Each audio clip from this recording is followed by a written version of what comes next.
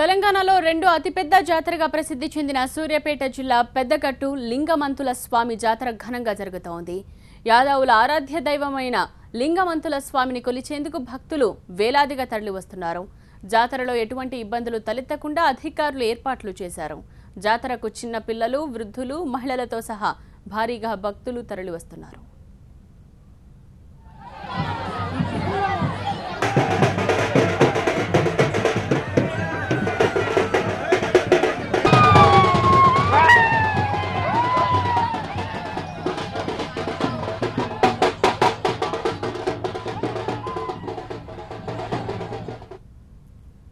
పెదగట్టు లింగమంతుల స్వామి జాతరలో భక్తుల సందడిపై మరిన్ని వివరాలు మా ప్రతినిధి రేవన్ అందిస్తారు. యాదవుల ఆరాధ్య దైవం లింగమంతుల స్వామి జాతరకు గంట గంటకు జనసందం పెరుగుతోంది.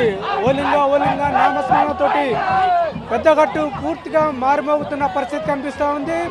ఈ ప్రాంతం అంతా జనసందనంతో పాటు భక్తుల కోలాహలం స్పష్టంగా కనిపిస్తోంది. యాదవులకు తమ ఆరాధ్య దైవంగా భావిస్తున్నటువంటి లింగమంతుల స్వామి జాతరకు మొక్కులు తీర్చుకునేందుకు పెద్ద ఎత్తున బారులు తీరిన పరిస్థితి కనిపిస్తూ ఉంది. ఈ పెద్దగట్టు ప్రాంతం అంతా జనంతో నిండిపోయింది.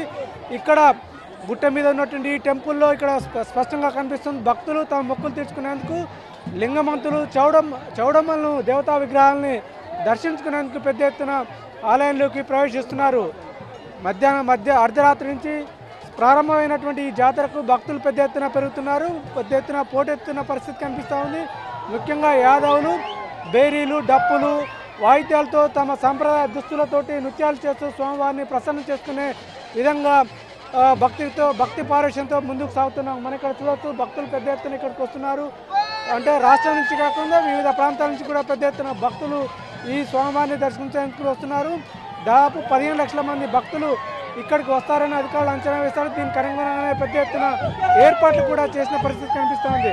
మనతో పాటు కొంతమంది భక్తులు ఉన్నారు. ముఖ్యంగా తమ కోరికలు తీరిన తర్వాత భక్తులు అంటే గొర్రెలను, మేకలను బలి ఇచ్చి అంటే మొక్కులు తీర్చుకోవడం జరుగుతుంది. చెప్పండి, ఏ రకంగా స్వామివారిని దర్శించుకున్నారు, ఎట్లా మొక్కులు చెల్లించుకున్నారు?